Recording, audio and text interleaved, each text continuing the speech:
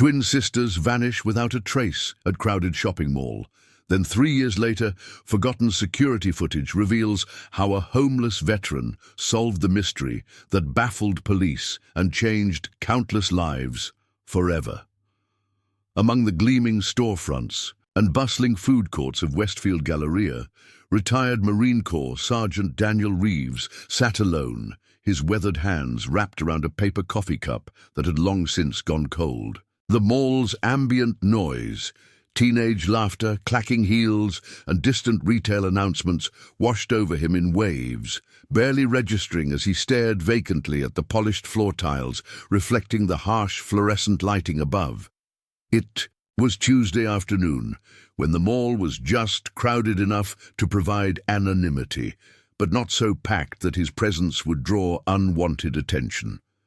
Daniel had been coming to this spot near the central fountain every Tuesday for the past 8 months, though he couldn't have explained exactly why. If anyone had bothered to ask, no one did. People streamed past him, their eyes sliding over his unkempt beard and worn military jacket before quickly looking away, their pace often quickening as they created a small bubble of space around the bench where he sat. At 45, Daniel's face bore the deep lines of someone who had witnessed things most people couldn't imagine. His eyes, once a vibrant blue that commanded respect in his unit, now appeared faded and distant, as though permanently fixed on horizons others couldn't see. 3 tours in Afghanistan and 1 in Iraq had earned him a chest full of medals and a mind full of memories he couldn't shake. The transition back to civilian life had been rocky at best, catastrophic at worst. First came the nightmares, then the panic attacks in crowded places, then the prescription pills that dulled everything but solved nothing. When his wife of 15 years finally left, taking their daughter with her, Daniel had spiraled further. The modest veteran's pension barely covered the cheap motel rooms he occasionally splurged on, with most nights spent in his battered Ford Explorer, or, when the weather turned brutal, in the overcrowded shelter downtown. The mall had become something of a sanctuary. During harsh winter days like today, it offered warmth, clean restrooms, and if he timed it right, free samples from the food vendors. The security guards generally left him alone as long as he bought at least 1 coffee and didn't bother the customers. Daniel was careful to always follow these unspoken rules, preserving this small pocket of comfort in his increasingly uncomfortable existence. Today, however, felt different. A nervous energy permeated the air, disrupting the mall's usual rhythm.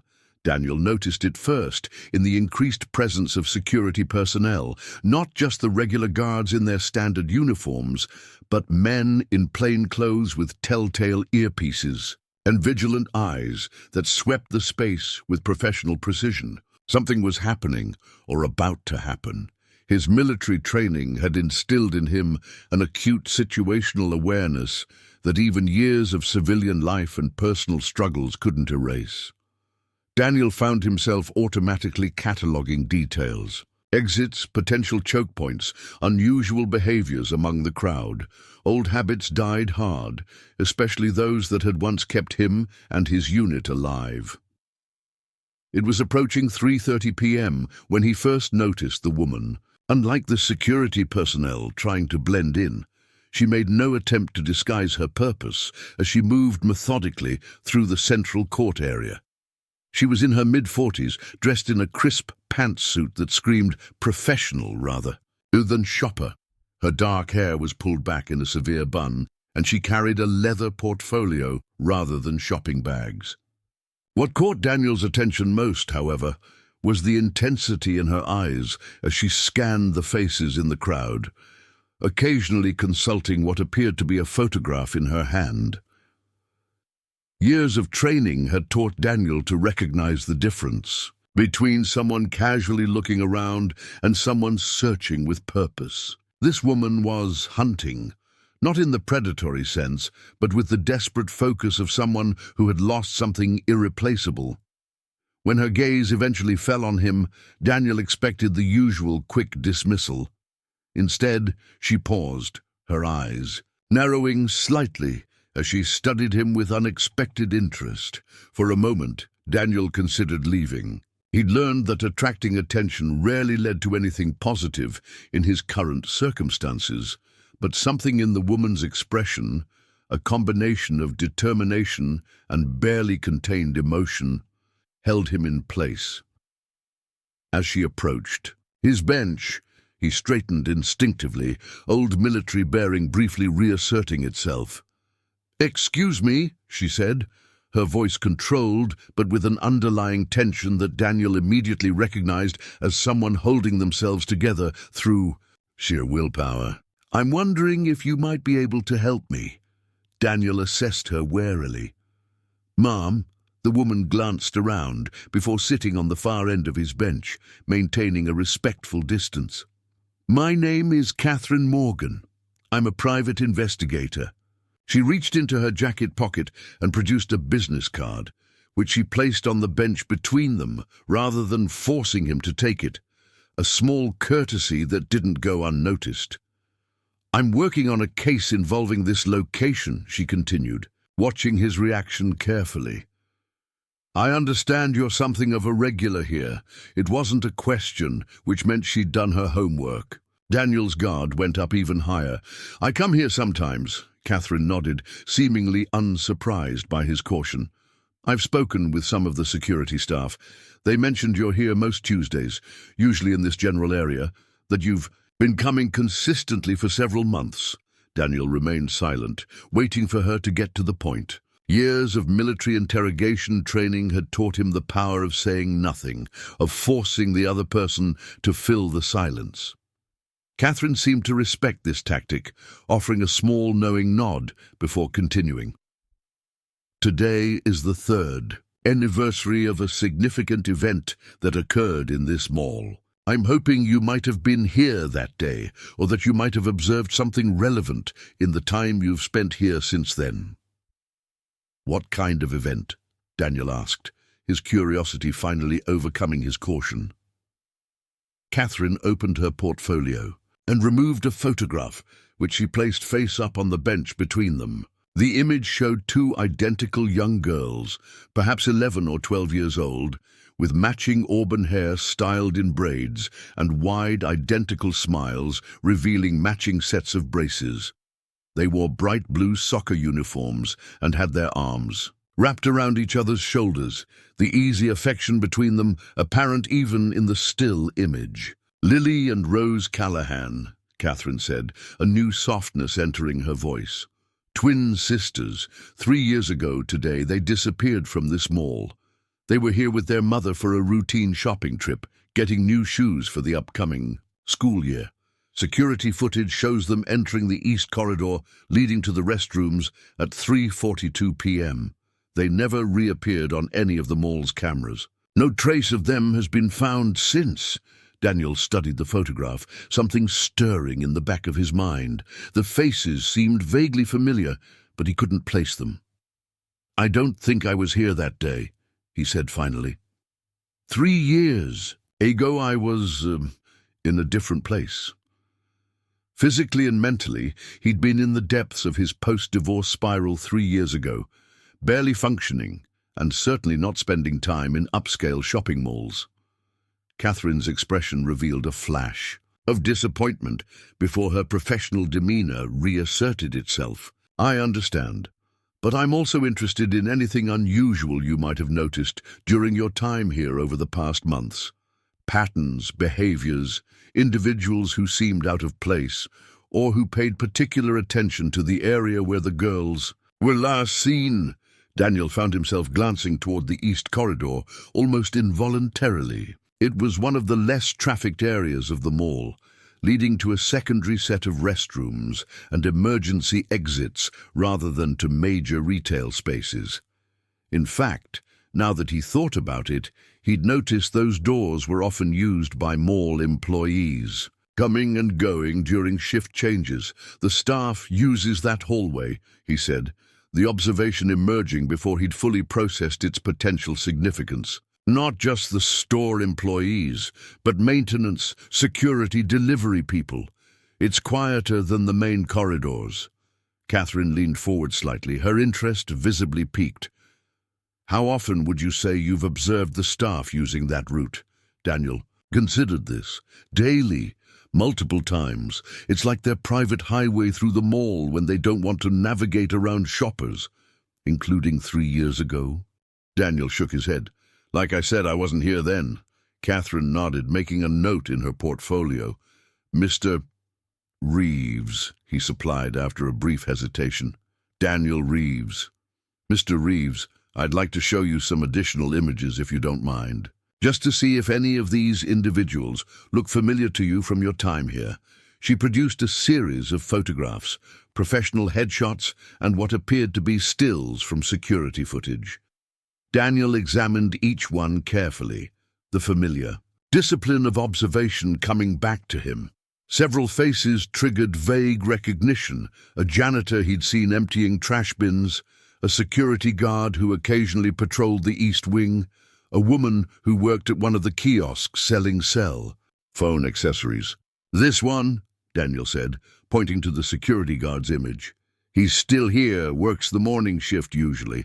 And this guy, he indicated the janitor, he's always around, seems to cover a lot of the mall by himself. Catherine made notes. Beside each image he identified, her hand moving quickly across the page. Have you ever noticed anything unusual about their behavior, particularly around that east corridor? Daniel was about to shake his head when a memory surfaced, something he'd observed without consciously registering its significance. The janitor, sometimes he locks that service door near the restrooms, not the main restroom doors, but a utility closet or something nearby. I've seen him check it multiple times during his rounds, more than you'd expect for a storage space.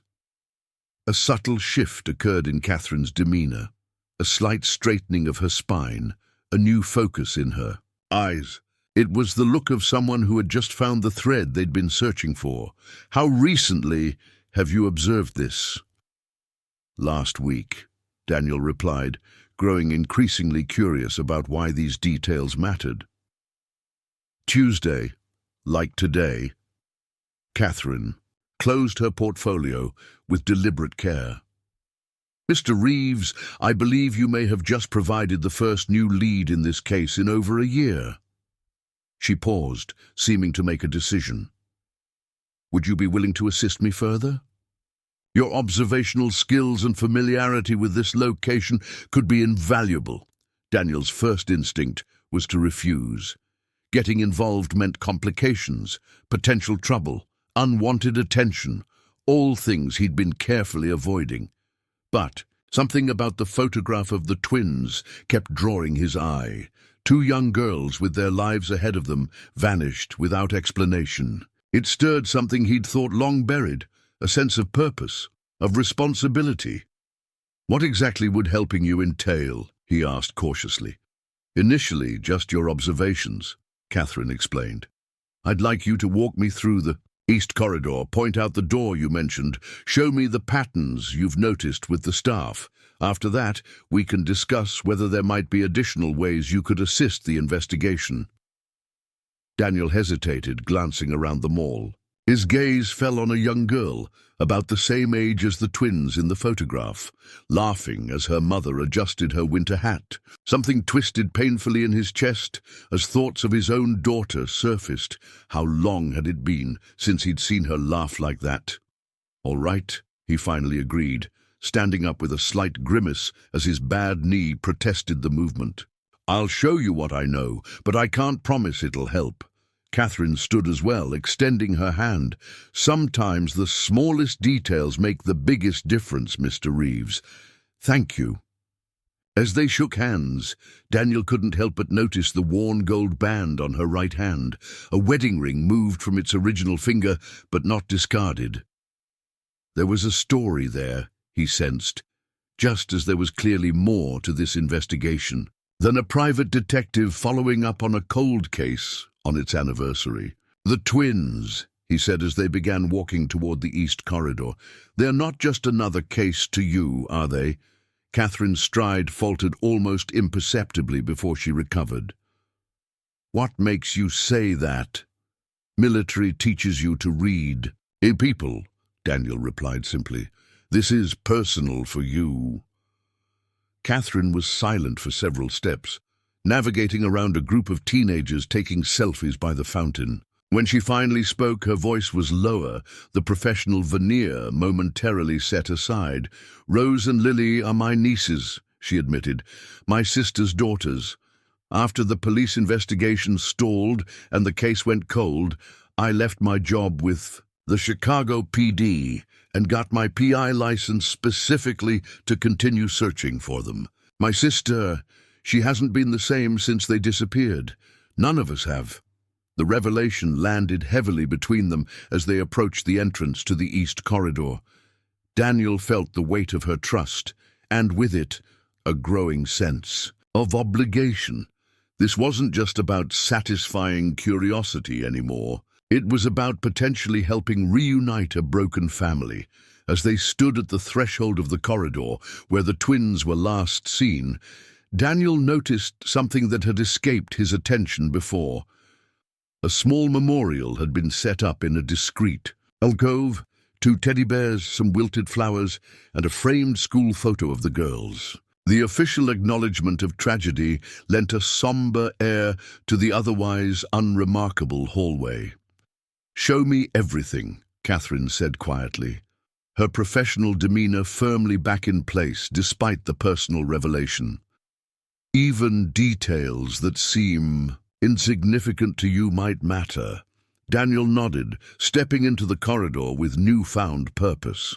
For the first time in years, someone was actually asking for his help, his expertise, his observations, his particular set of skills. As they moved deeper into the mall's less traveled spaces, he felt something long dormant beginning to stir within him. The methodical mind of the sergeant he had once been, before life and trauma had reduced him to the invisible man on the bench. Whatever had happened to those twin girls 3 years ago, Daniel found himself increasingly determined to help uncover the truth. Not just for Catherine and her family, but perhaps in some small way for himself as well. The east corridor of Westfield Galleria stretched before them like a service tunnel disguised as retail space, utilitarian, despite attempts to maintain the mall's upscale aesthetic. Unlike the main concourses with their gleaming storefronts and carefully curated displays, this passageway featured neutral walls, occasionally interrupted by emergency exit signs, maintenance closets, and restroom entrances. The typical mall soundtrack of contemporary pop music faded to a muted hum here, replaced by the distant mechanical drone of HVAC systems and the occasional squeak of a custodial cart's wheels. Daniel moved with measured steps, his military training evident in his systematic approach. While Catherine observed everything with the sharp eye of a detective, Daniel's attention focused on aspects civilians typically overlooked. Camera blind spots, traffic patterns, the strategic positioning of doors and service entrances. His heightened spatial awareness had once kept his unit safe in hostile territory. Now he applied those same skills to this seemingly mundane environment. "This entire corridor has only 2 visible security cameras," Daniel noted, pointing discreetly to a dome-shaped fixture near the entrance and another at the far end. "There's a significant blind spot in the middle section, right around where those service doors are located." Catherine followed his gaze, making a notation in her portfolio. The original investigation identified that blind spot. The mall management claimed it was an oversight in their security design, not intentional. They installed additional cameras after the incident, but she gestured to a newer-looking camera mounted midway down the hall. Conveniently, they weren't in place when the twins disappeared. Daniel studied the current camera configuration, his brow furrowing. Even with the new installation, there's still a gap in coverage. See how that decorative column creates a shadow zone? Anyone who knows the system could navigate through here without being captured clearly on video. Someone familiar with the mall's security setup, Catherine murmured, the implication hanging in the air between them. They continued down the corridor until Daniel stopped before an unmarked grey door, the sort of nondescript entrance designed to blend into the background for regular shoppers. "This is the one I've seen the janitor checking repeatedly. It looks like a standard utility closet, but he spends more time securing it than any of the others." Catherine examined the door without touching it. A simple keypad lock secured the entrance, not the advanced biometric systems protecting high-value areas, but certainly more security than one would expect for storing mops and cleaning supplies. "Have you ever seen anyone besides the janitor access this room?" she asked. Daniel considered the question carefully before answering. "The security guard, the one from the photo you showed me. I've seen him enter a few times, always when the corridor is empty." Catherine's expression remained neutral, but Daniel detected a slight tension in her posture. "And you said you've observed this pattern consistently during your visits here?" "Yes, though more frequently in the past 2 months. Before that, I wasn't paying as much attention." Catherine reached into her portfolio and produced a small notebook, flipping to a page filled with handwritten notes. "According to the employment records I obtained, both the janitor, Manuel Sanchez, and the security guard, Trevor Baldwin, were working here 3 years ago when the girls disappeared. Baldwin was actually on duty that day, assigned to the East Wing." Daniel processed this information, connecting it with his observations. "The timing seems significant. If these patterns existed back then—" "Exactly," Catherine nodded, completing his thought. "The question is whether what you're observing now relates to what happened then, or if it's entirely unconnected." A group of teenage shoppers entered the corridor from the main concourse, their loud conversation echoing against the utilitarian walls. Catherine and Daniel moved aside, presenting the appearance of a casual conversation while the teens passed. On their way to the restrooms, once alone again, Daniel guided Catherine further down the hallway to a recessed area where a water fountain stood adjacent to a small seating nook, likely designed as a courtesy for elderly shoppers or parents, with young children needing a moment's rest. "This spot gives the best vantage point," Daniel explained, gesturing for Catherine to sit on the bench positioned against the wall. "From here, you can observe the entire corridor while remaining relatively unnoticed." Catherine settled onto the bench, immediately recognizing the strategic value of the position. "Is this where you usually sit?" Daniel nodded. "When I'm in this part of the mall, it's quiet, out of the way. Security doesn't hassle you as long as you're not sleeping or bothering anyone." As if drawn by invisible threads, both their gazes returned to the memorial for the missing twins. The small tribute seemed painfully inadequate for the magnitude of the tragedy it represented. 2 young lives vanished without explanation, a family forever fractured by uncertainty. "Tell me about them," Daniel said quietly, surprising himself with the request. "The girls." Catherine's professional demeanor softened momentarily as she glanced at the memorial. They were bright, energetic kids, inseparable like most identical twins, but with distinct personalities. Lily was the planner, always organizing games and activities. Rose was more creative, constantly drawing or making up stories. A ghost of a smile touched her lips. "They had this secret twin language when they were toddlers, drove my sister crazy because no one else could understand what they were saying to each other." Daniel listened, watching the animation in Catherine's face as she spoke about her nieces. It was the first genuine emotion he'd seen break through her carefully maintained professional facade. "They'd be 14 now," she continued, her voice growing quieter. "Starting high school, my sister keeps their room exactly as it was. Soccer trophies, science fair projects, posters of whatever boy band they were obsessed with that month. She buys birthday presents every year, wraps them, and puts them on their beds. Keeps saying they'll want them when they come home. The raw pain beneath her words resonated with something deep in Daniel's chest, the familiar ache of family separated, of milestones missed. He thought of his own daughter, now 15, growing up without him present for her moments of triumph and struggle. "Your sister still believes they're alive," Daniel observed, not a question but a statement of understanding. Catherine's gaze returned to the memorial. She has to. The alternative would destroy her completely. She paused, seeming to gather herself before continuing.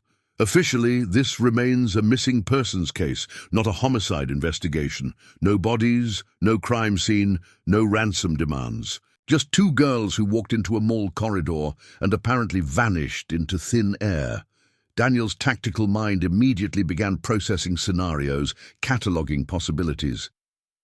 The original investigation, did they check all the service tunnels? Storage areas, access points? Thoroughly. Search teams went through every inch of this place in the days following their disappearance. They found nothing. No evidence of struggle, no personal items left behind, not even useful fingerprints. Beyond what you'd expect in a public space. Security footage from outside the mall, reviewed extensively. All exits were monitored. No sign of the girls leaving the premises, either alone or accompanied.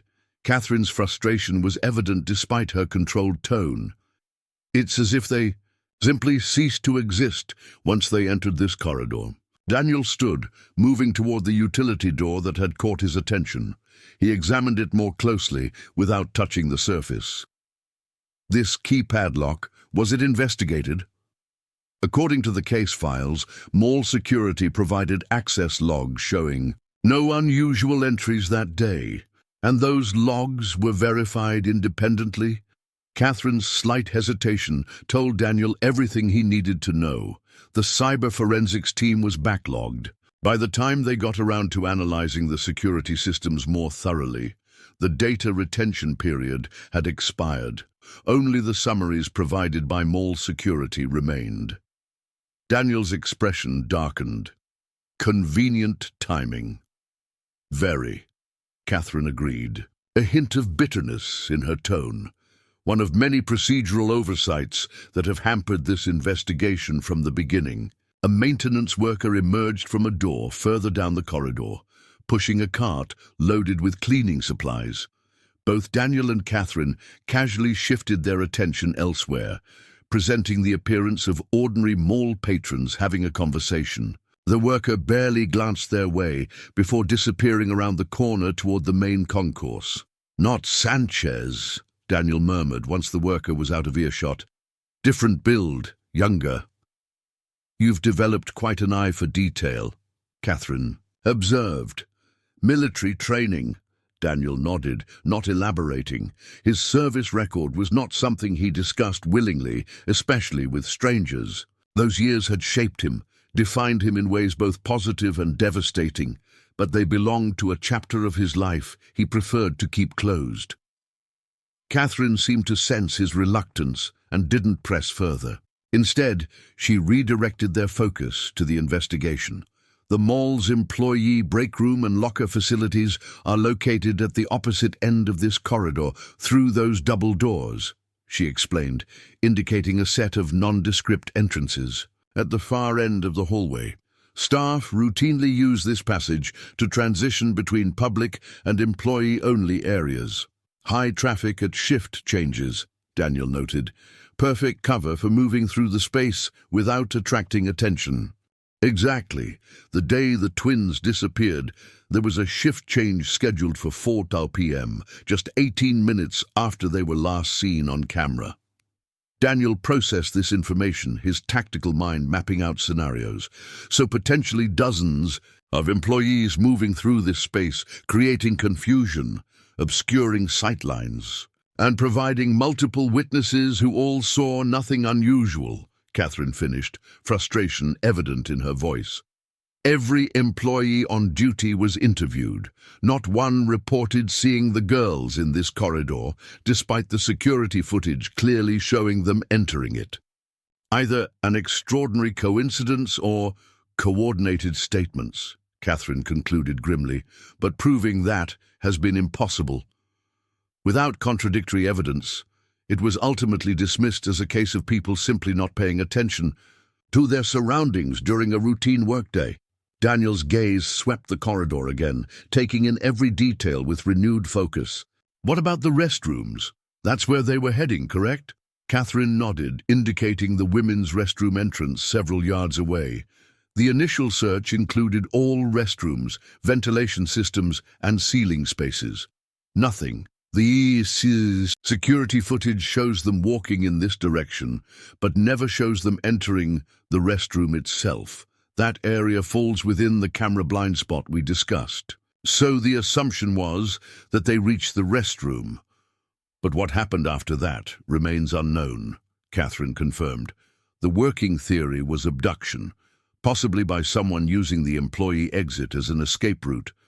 But without witnesses or evidence, a mall security guard appeared at the far end of the corridor, his gaze sweeping systematically across the space before landing on Daniel and Catherine. Daniel recognized him immediately as Trevor Baldwin, the same guard from the photographs Catherine had shown him earlier. "He's noticed us," Daniel murmured, keeping his expression neutral, "and he recognizes you." Catherine gave an almost imperceptible nod. "Not surprising. I've interviewed him twice during my investigation. He knows exactly who I am and why I'm here." The guard approached with measured steps, his expression professionally blank, but with unmistakable tension around his eyes. "Ms. Morgan," he acknowledged with a curt nod, before turning his attention to Daniel, his gaze hardening slightly. "Sir, is there something I can help you with today?" The question carried a clear subtext that Daniel immediately recognized. The guard was establishing authority, subtly suggesting that Daniel's presence in this area required justification. "Just answering some questions about the mall layout," Daniel replied evenly, meeting the guard's gaze without challenge, but also without submission. "Miss Morgan is helping me locate some services." Catherine smoothly reinforced the cover story. "Mr. Reeves is a veteran recently relocated to the area," she explained, her tone casual, but carrying the subtle weight of someone who expected her explanation to be accepted without question.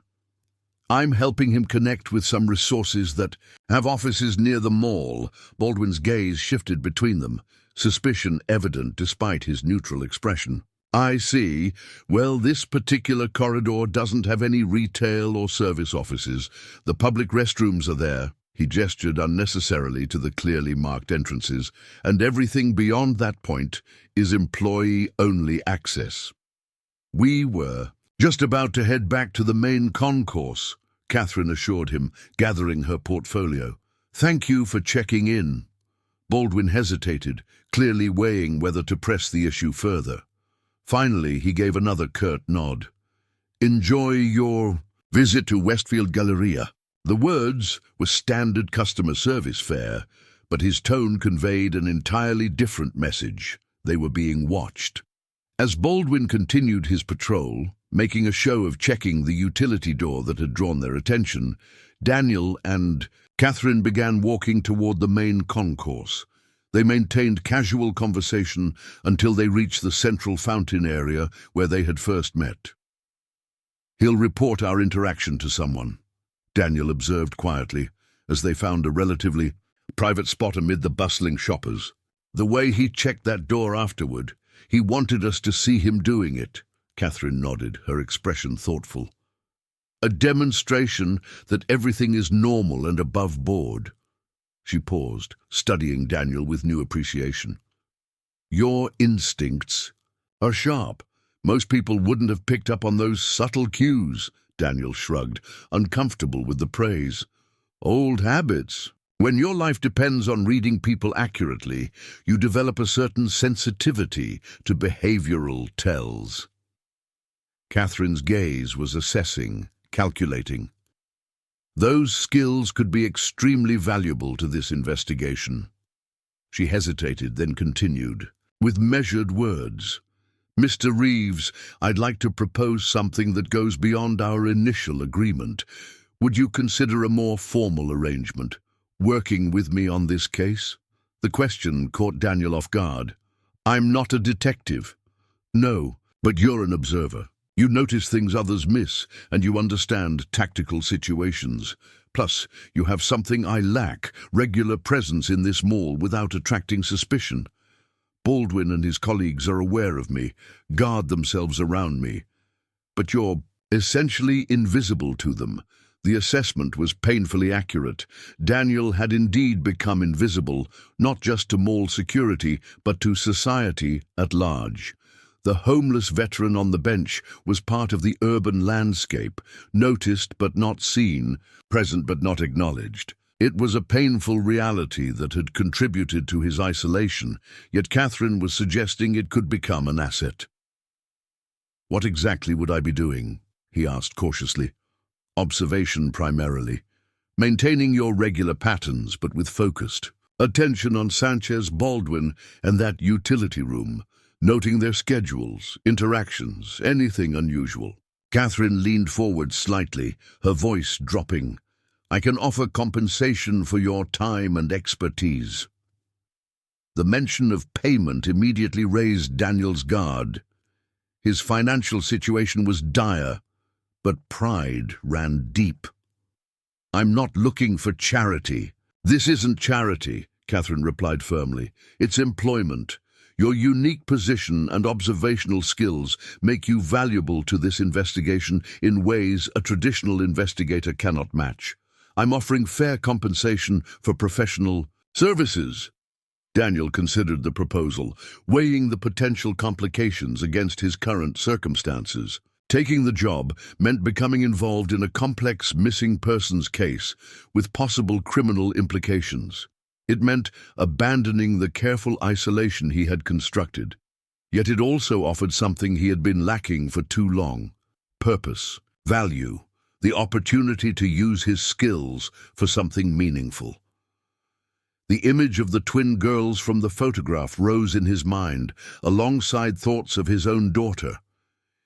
If she had been the one to disappear, wouldn't he want someone, anyone, with relevant skills to help find her? "I need to think about it," he finally said, not committing but not refusing outright. Catherine nodded, reaching into her portfolio to produce a business card and a prepaid cell phone. "Take these. My direct number is programmed into the phone.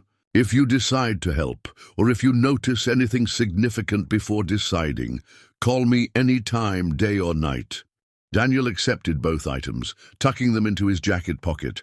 The weight of the phone seemed disproportionate to its size, a tether to responsibility, to engagement with a world he had been avoiding for years. "One more thing," Catherine added, her expression softening slightly.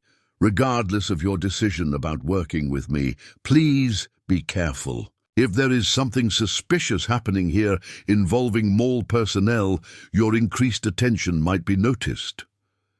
The warning carried genuine concern that caught Daniel by surprise.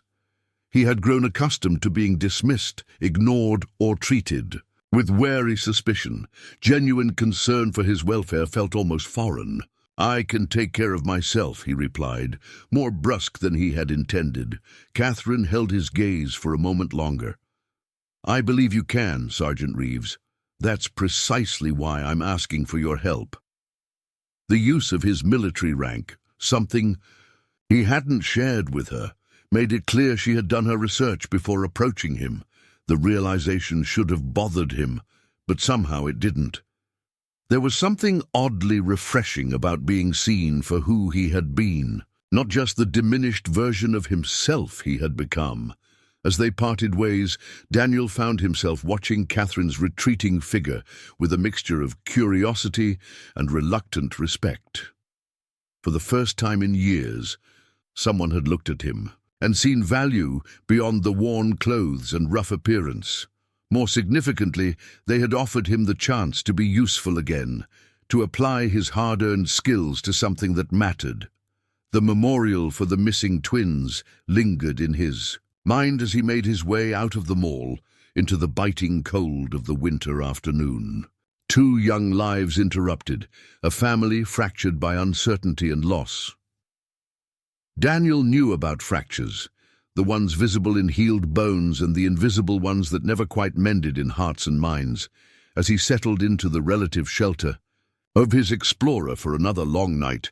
Daniel removed the prepaid phone from his pocket, turning it over in his calloused hands. The simple device represented a choice: remain in the isolation he had constructed for himself, or step back into the complicated world of human connection, with all its attendant risks and potential rewards. Either way, he knew that his Tuesday routine at Westfield Galleria would never be quite the same again. Whether he formally accepted Catherine's offer or not, he was already seeing the mall through different eyes, not just as a refuge from the cold, but as the site of an unsolved mystery that had altered countless lives, including now his own. The snowfall began just after midnight, large flakes drifting silently past the streetlights illuminating the nearly empty parking lot where Daniel's explorer sat in the furthest corner. Inside the vehicle, layered in his sleeping bag and the extra blankets he'd acquired from the community outreach center, Daniel stared at the ceiling, sleep eluding him despite his exhaustion. The prepaid phone Catherine had given him lay on the center console, its presence almost palpable in the darkness. His mind kept returning to the twins' memorial, to the utility door with its suspicious keypad lock, to Baldwin's reaction upon seeing him with Catherine. Years of military training had taught Daniel to trust his instincts, and every instinct he possessed was now signaling that something wasn't right at Westfield Galleria. The question was whether he was prepared to do anything about it. Involvement meant commitment.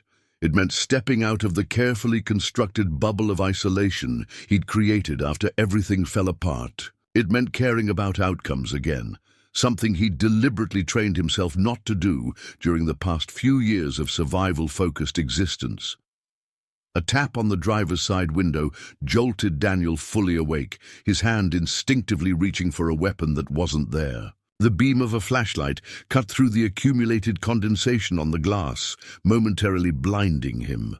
Police, he thought immediately, preparing for the familiar routine of being told to move along, that overnight parking wasn't permitted, that he needed to find a shelter or another location. Instead, when the light shifted, Daniel found himself looking at a mall security uniform, specifically at Trevor Baldwin's impassive face. Daniel rolled down the window just enough to communicate, cold air immediately rushing into the vehicle's relative warmth. "Problem, officer?" he asked, deliberately using the term for law enforcement rather than security personnel, a subtle reminder that Baldwin was not, in fact, actual police. Baldwin's expression remained unreadable in the dim light. "You can't sleep here. Mall property. Parking lot's public space until the mall closes," Daniel countered, knowing the legal boundaries from previous encounters with actual law enforcement. "Mall's been closed for hours, but I'm just sitting in my vehicle, not causing any disturbance." Baldwin's flashlight beams swept across the interior of the Explorer, lingering on Daniel's makeshift bedding before returning to his face. "You were inside the mall with Catherine Morgan today," he stated flatly, asking questions about restricted areas. Not a question, but an accusation. Daniel maintained his neutral expression, even as his mind raced to process the implications. Baldwin had sought him out specifically, had potentially been looking for his vehicle, which meant someone considered his interaction with Catherine significant enough to warrant follow-up. "Ms. Morgan was helping me locate veterans services," Daniel replied, sticking to their established cover story. "I'm new to the area." Baldwin's skepticism was palpable. "There are no veteran services in the East Corridor." "I realized that after we walked through. That's why we left." A tense silence stretched between them, punctuated only by the soft patter of snowflakes hitting the vehicle's roof. Baldwin finally broke it, his voice taking on a different tone, less confrontational, almost conversational. "Look, man, I get it. Times are tough, especially for vets. The system doesn't do right by you guys when you come home." He paused, seeming to choose his next words carefully. But Ms. Morgan isn't the ally you might think she is. She's got her own agenda, and she doesn't care who gets caught in the crossfire. Daniel studied Baldwin's face, noting the subtle tells that suggested rehearsed concern rather than genuine empathy. Seems to me she's just trying to find her nieces. Something flickered across Baldwin's features. So brief Daniel might have missed it if he hadn't been watching closely. Surprised perhaps that Daniel knew about Catherine's personal connection to the case. "Those girls have been gone for 3 years, Baldwin replied, his voice hardening slightly. Tragedy, absolutely. But dragging more people into her obsession won't bring them back. And what about your involvement? Daniel asked, deliberately pushing. You were on duty that day, weren't you? Baldwin's posture stiffened. I was interviewed extensively during the original investigation and cleared of any involvement. Ms. Morgan's continued insinuations are bordering on harassment. She didn't mention any suspicion about you specifically, Daniel noted, watching Baldwin's reaction carefully. Interesting that you jumped to that conclusion. The security guard's expression darkened. I'm trying to do you a favor here, vet to vet. My cousin did 2 tours in Iraq, came back messed up like a lot of you guys. I understand the struggle. He gestured vaguely toward the explorer's interior. But getting tangled up in Morgan's conspiracy theories won't help your situation. In fact, it could make things considerably worse. The implied threat hung in the cold air between them. Daniel maintained eye contact, his expression betraying nothing of the calculations happening behind it. Appreciate the concern, he finally said, his tone making it clear he recognized the warning for what it was. I'll keep it in mind. Baldwin nodded, seemingly satisfied that his message had been delivered. Mall opens at 9 a.m. I'd suggest you find somewhere else to be before then. With that, he stepped back from the vehicle, his flashlight beam sweeping across the Explorer. One final time before he turned and walked toward the security SUV parked nearby. Daniel watched through the rearview mirror as Baldwin drove away, noting that the guard circled back through the parking lot twice before finally exiting onto the main road, ensuring presumably that Daniel was indeed preparing to leave. Instead of starting his engine, Daniel reached for the prepaid phone. 3 in the morning was hardly an appropriate time to call anyone, but Baldwin's unexpected visit had changed the equation. This wasn't just about a job offer anymore. It was about active interference and implied threats. Catherine answered on the second ring, her voice alert despite the hour. Daniel, are you all right? The genuine concern in her tone caught him off guard. Baldwin just paid me a visit in the mall parking lot. Seemed very interested in our conversation today. A brief silence on the line.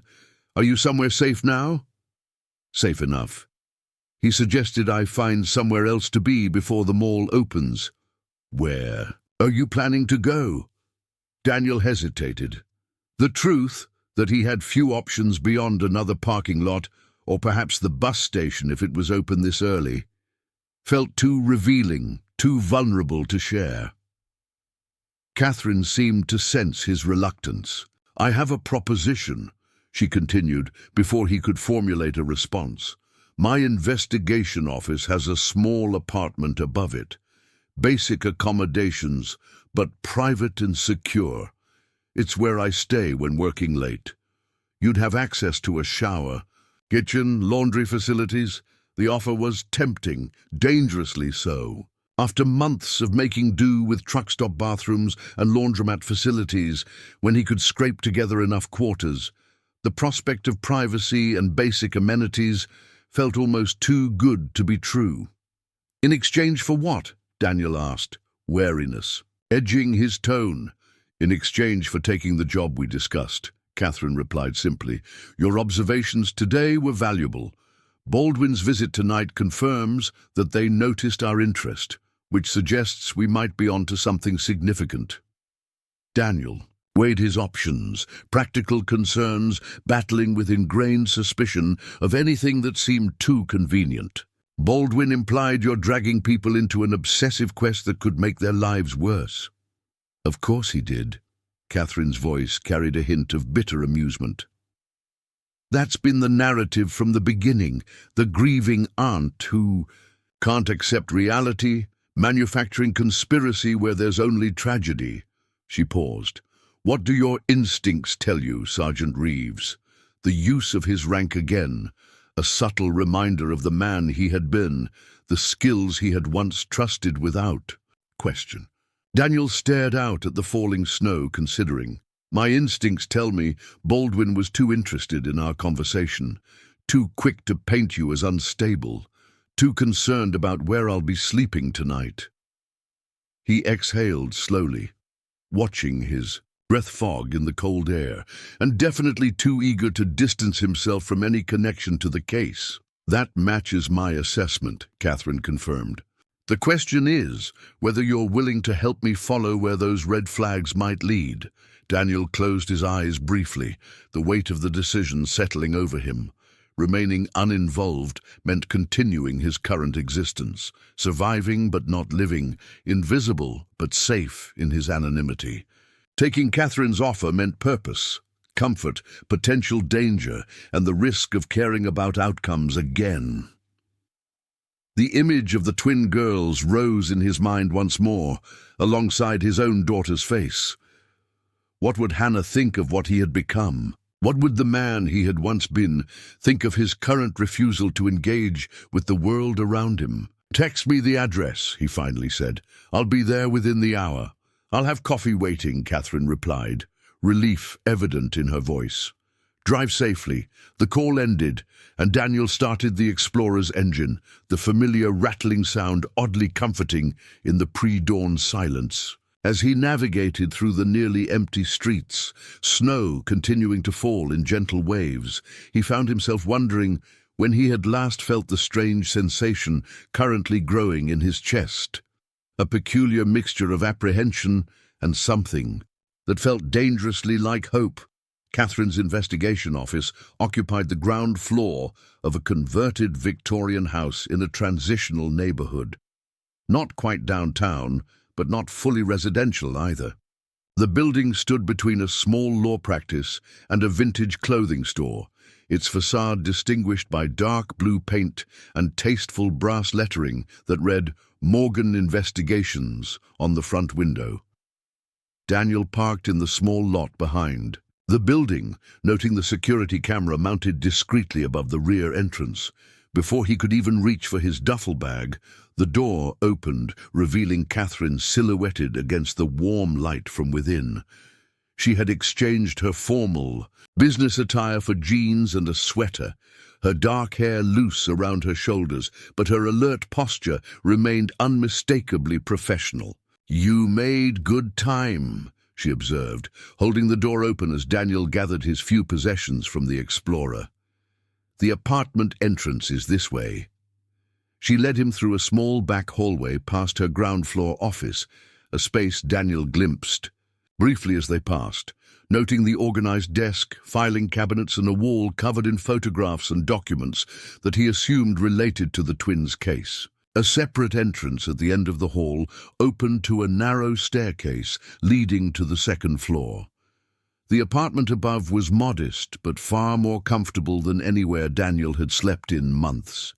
An open-plan living area and kitchen, simply but adequately furnished, with a separate bedroom and bathroom accessible from the main space. Everything was clean, functional, and decidedly uncluttered, the space of someone who used it as a base of operations rather than a permanent home. Bathroom's fully stocked, Catherine explained, gesturing toward the door. Kitchen has basics: coffee, eggs, bread, simple meal options. The couch pulls out into a bed, or you can use the bedroom if you prefer. I usually sleep at my sister's house when I'm not working late. Daniel set his duffel bag down, still taking in his surroundings with mild disbelief. After so long making do with so little, the simple apartment seemed almost luxurious. This is more than adequate, thank you. Catherine nodded, moving to the kitchen to pour 2 mugs of coffee from a pot that had clearly been brewing while awaiting his arrival. I figured we should discuss next steps right away, given Baldwin's interest in our conversation. Daniel accepted, the offered mug with a nod of thanks, the warmth seeping into his cold hands as he settled onto one of the kitchen stools. His approach suggests our questions hit a nerve. Exactly, Catherine agreed, leaning against the counter opposite him. Baldwin has been interviewed multiple times, initially by police, later by me, when I began my own investigation. Each time, his story has been consistent to the point of sounding rehearsed. He was on duty in the East Wing, but didn't see the girls. He conducted a preliminary search of the area when they were reported missing before the police arrived. Nothing unusual, no suspicious individuals, no signs of disturbance.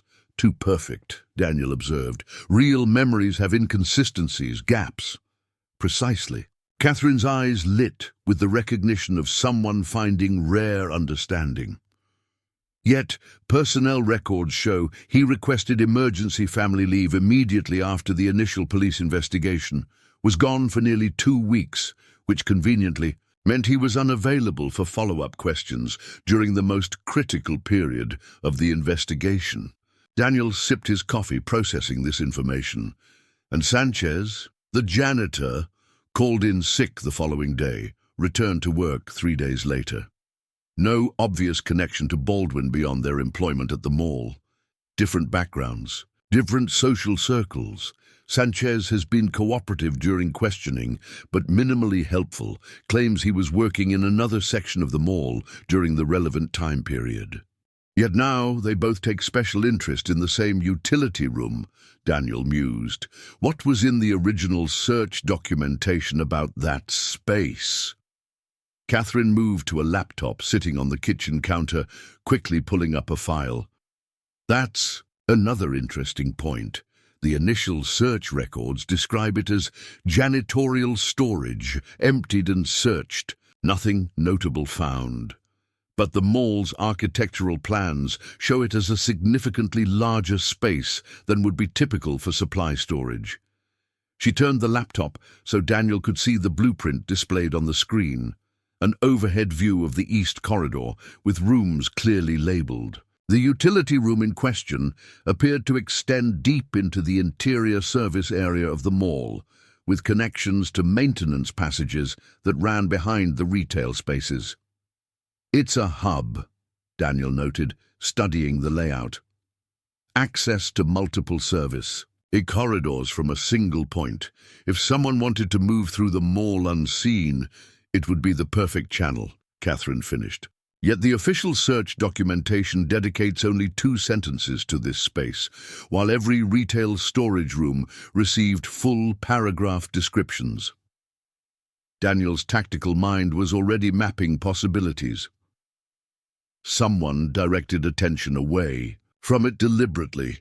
That's my working theory, Catherine confirmed, but proving it has been impossible. Mall management insists the room contains nothing but cleaning supplies and maintenance equipment. Without probable cause for a warrant, I can't demand access to verify. But an employee could access it, Daniel noted, the implications of his own statement settling over him. Or someone they believe is an employee.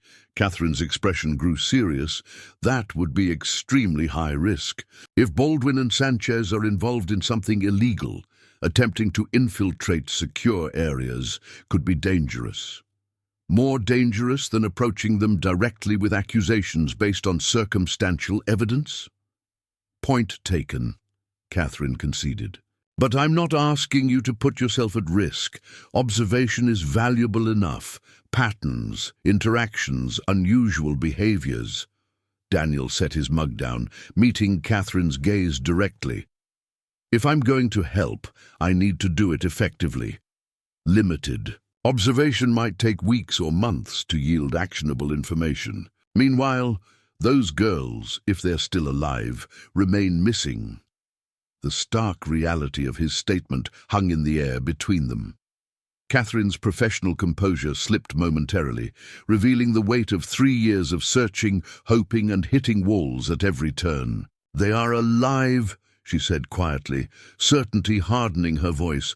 "I would know if they weren't. My sister would know, and I refuse to give up on them while there's still any chance of bringing them home." The conviction in her tone resonated with something deep in Daniel's core, the part of him that had once been defined by unwavering commitment to mission and team. It had been years since he'd felt that sense of purpose, that absolute clarity about what needed to be done, despite the risks involved. "Then we go deeper than observation," he said firmly. "We create opportunities to access restricted areas. We document what we find, and we build a case solid enough that law enforcement can't ignore it." Catherine studied him carefully, weighing his determination against her responsibility. "This isn't your fight, Daniel. These aren't your nieces. Why risk yourself for strangers?" The question was fair, but the answer felt complicated even to Daniel himself. After a moment's consideration, he replied with simple honesty, "Because someone needs to, because I have the skills to help, and because Baldwin made it personal when he tracked me down to deliver his warning." He paused, then added quietly, "And because I've spent too long not caring about anything beyond basic survival. It's time I remembered how to be useful again." Something shifted in Catherine's expression. A recognition, perhaps, of the deeper currents driving Daniel's decision. She nodded slowly, a silent acknowledgement of his reasons, without pushing for more than he was willing to share. "Then we'll create a plan," she said, reaching for a notepad on the counter, "something that minimizes risk while maximizing potential information gathering. You'll need a cover story for increased presence at the mall, possibly some basic equipment." As they began mapping out strategy in the quiet pre-dawn hours, Daniel felt an almost forgotten sensation taking root. The focus and clarity that came with having a defined mission, clear objectives, and methodology. For the first time in years, he wasn't just reacting to circumstances or struggling to make it through another day. He was planning, anticipating, applying his training to something that mattered. Outside, the snow continued to fall, covering the city in a blanket of pristine white that would soon be marked by footprints, tire tracks, and the inevitable signs of human activity. Like that unmarked snow, Daniel realized, the case of the missing twins appeared pristine and impenetrable on the surface, but beneath lay tracks and patterns waiting to be discovered by those willing to look deeply enough. Morning arrived with harsh clarity, sunlight reflecting off fresh snow and streaming through the apartment windows. Daniel woke on the pull-out couch, momentarily disoriented by unfamiliar surroundings before the previous day's events came rushing back. The soft mattress beneath him, a luxury compared to his explorer's reclined seats, almost made his body ache more as muscles long tensed against hard surfaces finally relaxed. He rose and moved to the window, surveying the street below. Catherine's investigation office sat on a quiet block, just beginning to show signs of life as neighboring businesses prepared to open. A woman swept snow from the sidewalk in front of the vintage clothing store next door, while across the street, a barista flipped the closed sign to open at a small coffee shop, normal life continuing in its predictable patterns. Daniel had observed it from the outside for so long that the prospect of rejoining that rhythm, even peripherally through this investigation, felt both foreign and strangely compelling. The bathroom offered another forgotten luxury, a hot shower with decent water pressure, basic toiletries, privacy. Daniel stood under the spray longer than necessary, watching 3 years of rootless existence swirl metaphorically down the drain alongside the actual dirt and grime. The face that greeted him in the mirror afterward was still weathered, still, bearded, but somehow different, more purposeful perhaps, less invisible. He dressed in his cleanest clothes from his duffel bag, making a mental note to take advantage of the laundry facilities Catherine had mentioned. When he emerged from the bathroom, he found her in the kitchen area, laptop open on the counter, a fresh pot of coffee brewing. "Good morning," she greeted him, glancing up from her screen. "There's a bagel shop around the corner if you're hungry. They make decent breakfast sandwiches." "Coffee's fine for now," Daniel replied, pouring himself a mug before joining her at the counter. "What are you looking at?" Catherine turned the laptop so he could see the screen, a personnel file for Trevor Baldwin. "Doing some additional background research while we wait for the mall to open. Baldwin's employment history has always struck me as unusual." Daniel scanned the information displayed.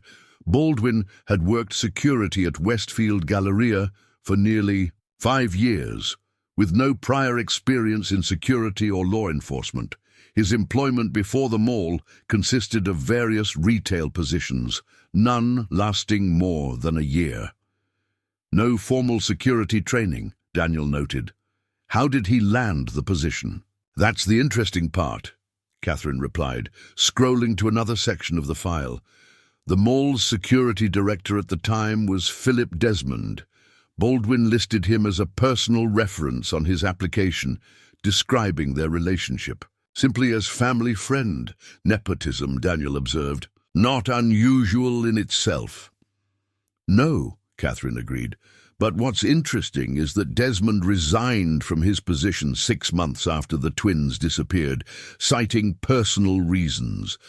He now works for a private security firm in Phoenix with a significant salary increase." Daniel processed this information, seeing the pattern Catherine was suggesting. Convenient timing. "Very. And this morning I found something else." She clicked to another document, this one showing a bank statement. "Baldwin's finances. He lives well beyond the means of a mall security guard. His apartment is in one of the city's newer luxury developments. He leases a BMW. No trust fund, no inheritance, no secondary employment that I can identify." "Money from somewhere," Daniel concluded. "Black market side business? Possibly. Or payment for services rendered." Catherine's implication hung in the air between them. 3 years ago, within 2 months of the twins' disappearance, he made a cash deposit of $50,000 to his savings account. Daniel's eyes narrowed. "That's more than circumstantial." "Yes, but still not enough for police to reopen the case. Cash deposits aren't illegal, just suspicious, and with no direct connection to the twins established." Catherine sighed, frustration evident in her gesture as she closed the laptop. "This is why observation alone hasn't been enough. I need concrete evidence linking these suspicious patterns to what happened that day." Daniel sipped his coffee, considering, "What's our immediate next step?" "You'll need to establish a more regular presence at the mall without raising suspicion," Catherine explained, switching into planning mode. "I've been thinking about potential cover stories." She reached for a folder on the counter and handed it to Daniel. Inside was documentation for a janitorial service company called Veterans First Cleaning Services, complete with a work ID badge bearing Daniel's photograph, clearly taken from his military service records, and the name Daniel Brooks. "You've been busy," Daniel observed, examining the convincing forgery. "I have contacts from my police days," Catherine replied unapologetically. "The company exists and legitimately employs veterans, though you won't actually be on their payroll. The badge should withstand casual scrutiny and explain your increased presence around service areas of the mall." Daniel nodded, impressed with the thoroughness of her preparation. "I assume you have a plan for how I'll use this?" "Veterans First has the contract for snow removal from the mall's secondary entrances, the ones used primarily by employees and for deliveries. With last night's snowfall, they'll have crews working throughout the day. You can blend in, establish visibility while appearing to be occupied with legitimate work. And Baldwin! He knows my face, my vehicle. Baldwin works. The afternoon to evening shift. The morning security personnel are less familiar with my investigation and less likely to question a new face on the maintenance crew, especially during weather-related work."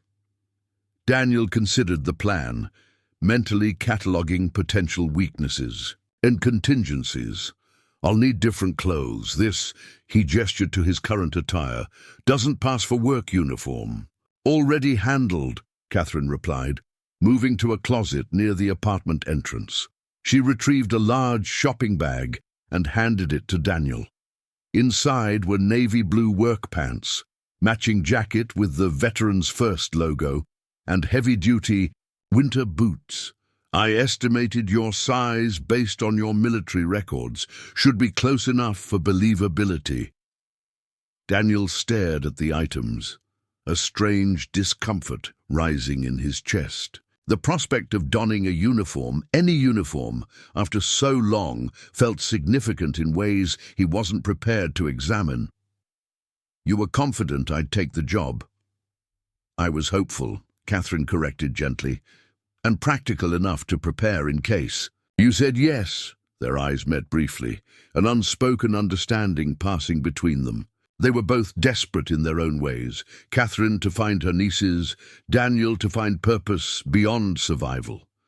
An alliance born of mutual need rather than trust, at least for now. Daniel broke the moment first, reaching for the clothes. I'll change and head to the mall. What specific areas should I focus on today? Catherine seemed to recognize his need to move past the moment of vulnerability. She shifted back to operational mode, pulling out a small mall directory. The East Service entrance is your access point. It provides direct visibility to employee parking where both Baldwin and Sanchez typically arrive for their shifts. Morning. Observation should tell us if our interaction yesterday has altered their routines. Daniel nodded, examining the map. And the utility room? Too risky to approach directly today. Focus on establishing your cover and mapping personnel movements. We need to understand the full pattern before attempting closer investigation. The methodical approach resonated with Daniel's military training. Intelligence gathering before action. Establish positions before advancing. How will we communicate? Catherine produced another prepaid phone, this one smaller than the first she'd given him. This has a camera function and secure messaging app. Document anything unusual, but be discreet. The regular staff will be watching for phones. Most facilities prohibit them during work hours to prevent unauthorized photos. As Daniel prepared to leave, gathering the new clothes and equipment, Catherine's laptop chimed with an incoming email notification. She glanced at the screen, her expression changing subtly as she read the message. "What is it?" Daniel asked, noting her reaction. "Police department contact," she replied, continuing to scan the email. "They've finished digitizing some of the older security footage from neighboring businesses that was collected during the original investigation. Most of it was considered unhelpful at the time because it didn't show the twins directly. But it might show something else now that we know what to look for," Daniel suggested, understanding immediately the potential value. "Exactly," Catherine agreed, "particularly staff movements, vehicles entering and leaving service areas during the relevant time frame." She looked up from the screen, a spark of renewed determination in her eyes.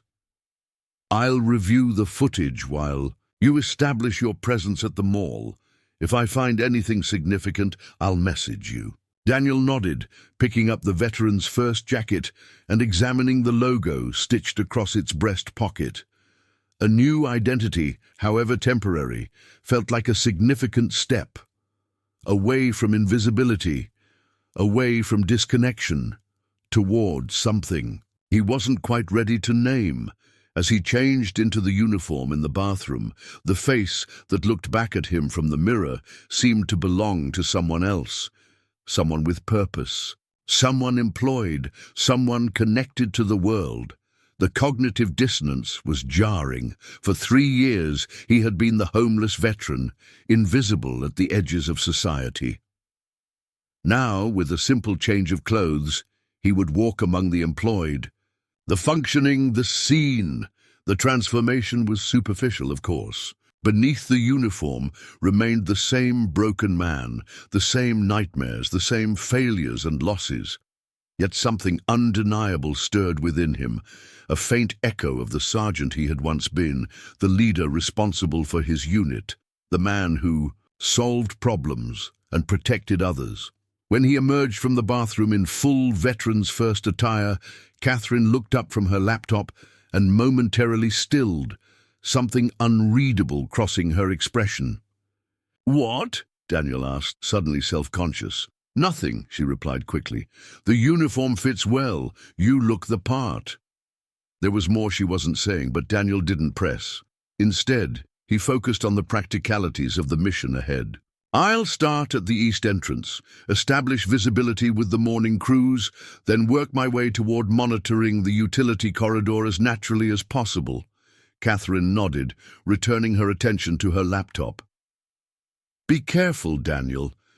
If Baldwin went to the trouble of tracking you down last night, he may have already alerted other security personnel to watch for you. I know how to avoid attention when necessary," Daniel assured her, years of combat experience lending weight to his words.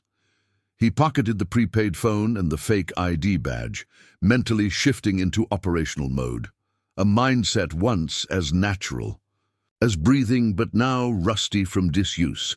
As he prepared to leave, Catherine looked up once more. "Daniel," she said, her tone softer than her usual professional manner, "thank you for doing this. I know it's not easy to step back into the world this way." The simple acknowledgement of what this cost him, beyond the physical risk, caught Daniel off guard. Most people saw only the surface struggles of homelessness, the lack of shelter, food, basic necessities. Few recognized the deeper challenge of rejoining a society that had moved on without you, of engaging with systems and structures you'd deliberately withdrawn from as a means of self-preservation.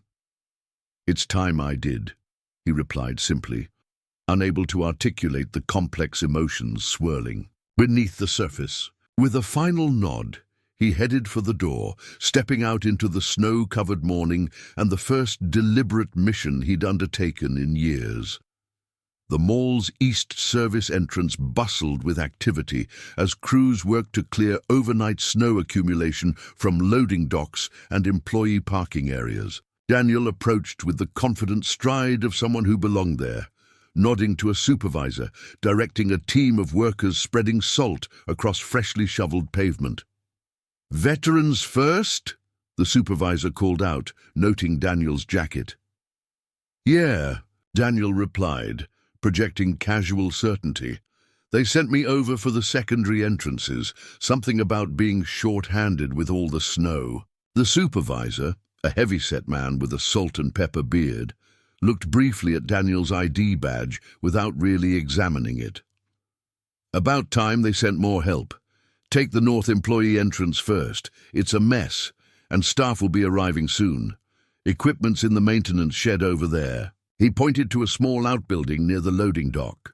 Just like that, Daniel had established legitimate presence, the beauty of chaos and urgent work, meaning no one questioned an extra hand too carefully. He collected a snow shovel from the indicated shed and made his way toward the north entrance, maintaining awareness of security camera positions as he moved. The physical labor felt good, purposeful exertion so different from the aimless walking he'd done to stay warm on countless winter days. As he cleared snow from the employee entrance, staff began arriving for morning shifts, hurrying from their vehicles with heads down against the cold, barely glancing at the maintenance worker, making their path safer, invisible in a different way now, not as the homeless person to be avoided, but as the service worker whose presence registered only as function rather than individual. The irony wasn't lost on Daniel as he methodically worked his way closer to the area Catherine had indicated would give him optimal observation points for staff arrivals. By mid-morning, his muscles ached pleasantly from the consistent work, and he'd established a mental map of camera coverage, security patrol patterns, and staff entry procedures. The prepaid phone in his pocket had remained silent. No updates from Catherine yet regarding the archived footage. As he paused to catch his breath, leaning on his shovel near the southeast employee entrance, a maintenance van pulled into a reserved space nearby. The logo on its side read Westfield Maintenance Services, and as the driver's door opened, Daniel recognized Manuel Sanchez emerging with a tool bag slung over his shoulder. The janitor moved with unhurried confidence, his gaze sweeping the parking area in what appeared to be a casual manner, but which Daniel recognized as deliberate observation, assessing who was present, who might be watching. It was the same environmental scan Daniel himself had performed countless times in potentially hostile territories. Not the behavior of someone simply arriving for a routine maintenance shift. Daniel adjusted his position, angling away to reduce the chances of direct eye contact while maintaining Sanchez in his peripheral vision. The janitor entered through the employee door, swiping his badge with practiced efficiency before disappearing inside. Daniel waited exactly 7 minutes, long enough for Sanchez to have moved through the interior corridors to whatever his first destination might be, before following the same path inside, keeping his head down and his movements purposeful. The employee entrance led to a utilitarian corridor lined with lockers, time clocks, and bulletin boards, displaying workplace notices and safety information. Several retail employees were gathered near the time clock, chatting as they prepared for their shifts. Daniel moved past them with the confident stride of someone with specific maintenance tasks to complete, noting with satisfaction that none of them gave him more than a passing glance. The corridor branched ahead with directional signs indicating various service areas and retail zones. Daniel followed the path toward East Wing Maintenance, which, according to Catherine's information, would take him near the corridor where the twins had disappeared and, more importantly, past the suspicious utility room that had drawn their attention yesterday. As he rounded a corner, a flash of familiar navy blue caught his eye, another security uniform, though not Baldwin. This guard was younger, leaner, and moved with the slight swagger of someone relatively new to authority. Daniel kept his face turned slightly away, focusing on adjusting his work gloves as they passed each other in the corridor. The guard continued past without incident, and Daniel released the breath he hadn't realized he was holding. So far, his cover was holding. The question that lingered now was what exactly he was looking for. What evidence might connect Baldwin and Sanchez to the missing twins beyond suspicious behavior and financial anomalies? As he approached the public area of the East Corridor, Daniel slowed his pace, taking in details that hadn't been apparent during yesterday's conversation with Catherine. From this perspective, coming from the employee-only areas rather than the public concourse, the strategic significance of the utility room became clearer. Its position created a perfect junction between public space and private service corridors, invisible to security cameras, yet accessible from multiple directions. Just as he was about to move closer to examine the keypad lock without drawing attention, his phone vibrated in his pocket. Ducking into an alcove containing a water fountain, Daniel checked the message from Catherine. Footage shows unmarked white van at service entrance 4:17 p.m. day of disappearance. Same van reappears at 5:03 p.m., Baldwin visible directing it through. Employee checkpoint without standard inspection. Review mall employee schedules, who left early that day. Daniel's pulse quickened as the message confirmed their suspicions. Something irregular had indeed occurred involving security personnel on the day the twins vanished. The question now was how to access the employee scheduling records without arousing suspicion. As he contemplated his next move, the utility room door opened, and Manuel Sanchez emerged, pulling a cleaning cart behind him. Daniel turned quickly toward the water fountain, bending to take a drink while observing through his peripheral vision. Sanchez secured the door carefully behind him, checking the corridor in both directions before moving his cart toward the public restrooms. His behavior projected casual routine, but Daniel noticed the slight tension in his shoulders, the too frequent glances toward security camera positions, the movement of someone with something to hide. Daniel straightened, wiping his mouth with the back of his hand as he considered his options. Direct confrontation was too risky at this stage. They needed more evidence, more connections before showing their hand. But one thing was becoming increasingly clear as he observed the patterns unfolding around him. The twins' disappearance was no random abduction. It had been a coordinated operation involving mall personnel, timed to coincide with shift changes, and utilizing inside knowledge of security procedures. The lingering question was no longer whether Baldwin and Sanchez were involved, but how deep the conspiracy extended, and most crucially, where the twins had been taken. As Daniel resumed his maintenance worker routine, moving methodically through the corridor with purpose in his stride, the weight of those unanswered questions pressed upon him with increasing urgency. Somewhere, two young girls had spent 3 years separated from their family. If they were still alive, and Daniel had to believe they were for Catherine's sake if nothing else, then every day, every hour that passed without answers was another measure of time stolen from them. The thought fueled his determination as he continued his careful surveillance, watching and waiting for the next piece of the puzzle to reveal itself. Daniel managed to slip away from the mall after his close encounter with Baldwin, joining Catherine in her waiting car at the north entrance parking lot. "I got inside the utility room," he reported as she drove away, constantly checking her mirrors for any sign of pursuit. "It's definitely not just a maintenance closet. There's surveillance, equipment, staff rotation charts, and a second door with keypad access leading somewhere else." "Show me," Catherine said urgently. Daniel handed her his phone, displaying the photos he'd taken of the room's interior, particularly the staff rotation chart that clearly showed Baldwin, Sanchez, and others assigned to transport duty on specific dates, including the day the twins disappeared. "This is it," Catherine breathed, her voice tight with emotion and determination. "This is the evidence we've been waiting for.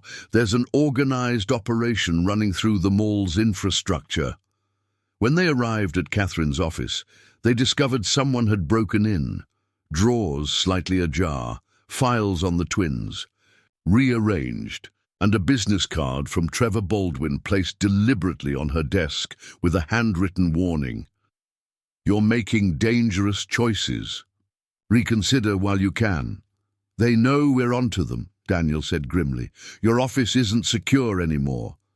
Catherine immediately called her former police partner, Detective Alex Mercer, who now headed the human trafficking task force.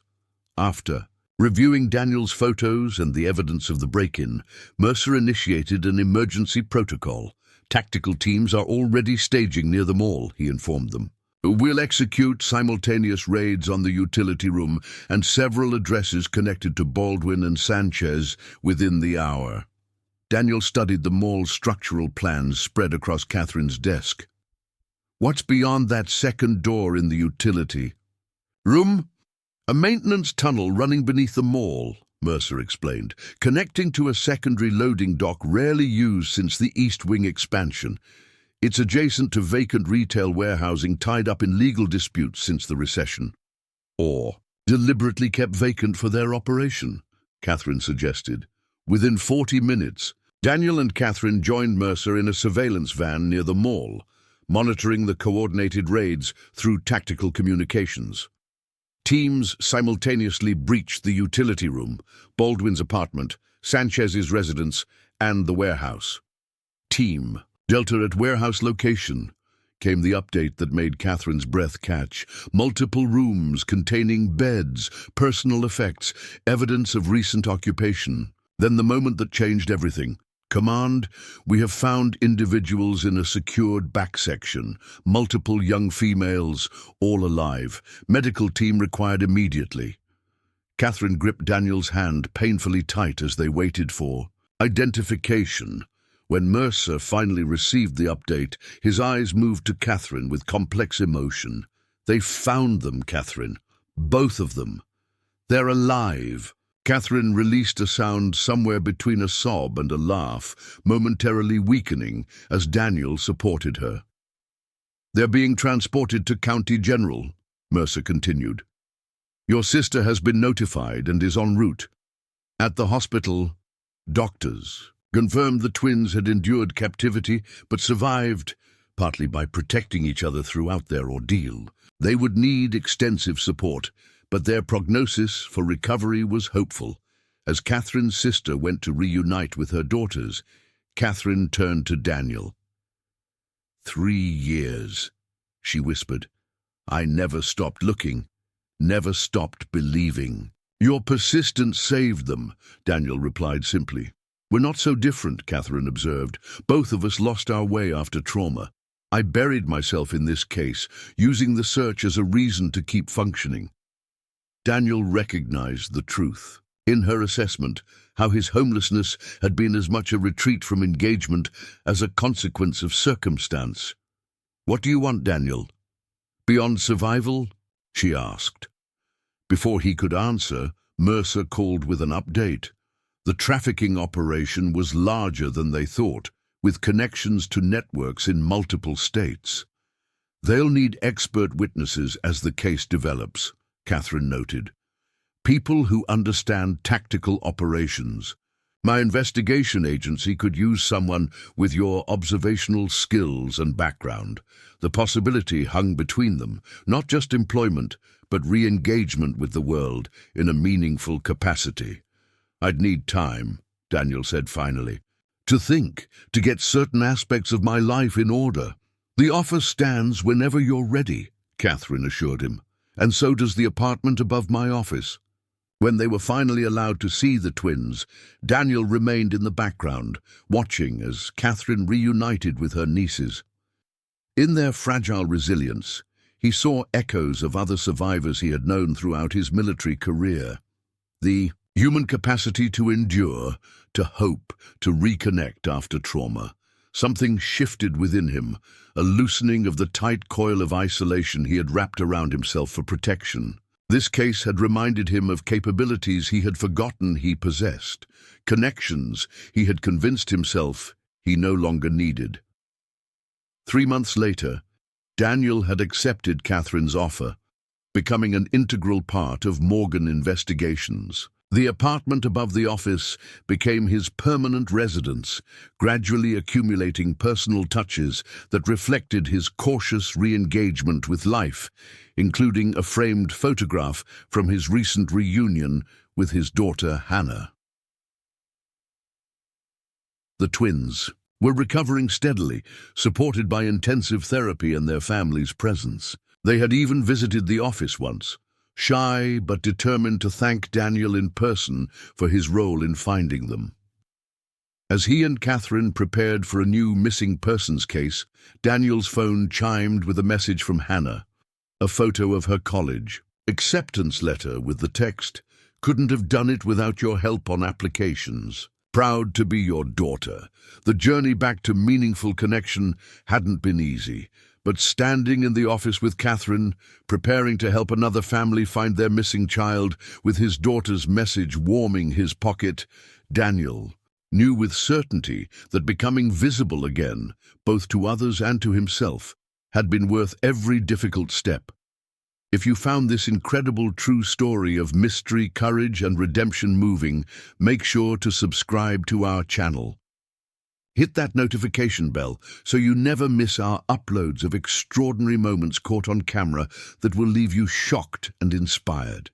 Leave a comment below with your thoughts, and share this video with anyone who loves powerful stories of hope against all odds. See you in our next incredible true story.